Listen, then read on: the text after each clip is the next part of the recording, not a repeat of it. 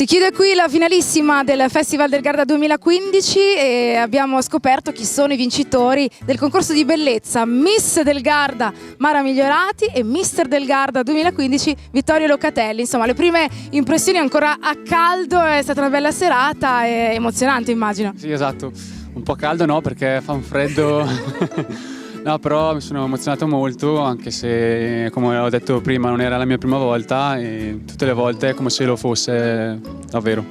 Direi che è andata molto bene, Mara. Sì, molto divertente, sì, mi è piaciuto. E quando abbiamo scoperto che eri tu la regina di quest'anno, cosa hai provato? È impossibile, ho detto.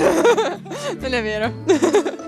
Sono stato molto contento perché mi ha minacciato dicendomi che se non avesse vinto mi avrebbe lasciato, quindi sono molto sollevato. Ecco, perché questa cosa è simpatica. Voi due siete fidanzati. Abbiamo proprio trovato la coppia più bella del mondo, d'Italia perlomeno. È vero? Sì, grazie. Complimenti ragazzi. Grazie mille.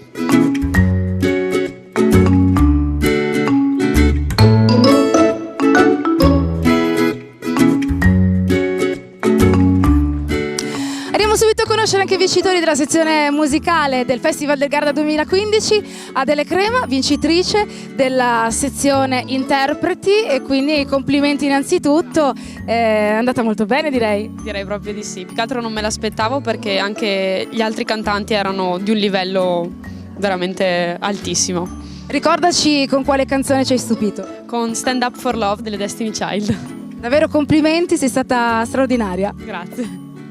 Alla mia sinistra invece Gianluca Romiti, vincitore della sezione Inediti, che ci ha ammalliato con una bellissima canzone, nuovissima, appunto inedita, dal titolo? Indifferente. Anche per te direi che è andata alla grande. Molto bene. Inaspettatamente bene, è stato un successo e sono veramente contento. Gli applausi sono stati tanti. Sì, devo dire di sì. Complimenti.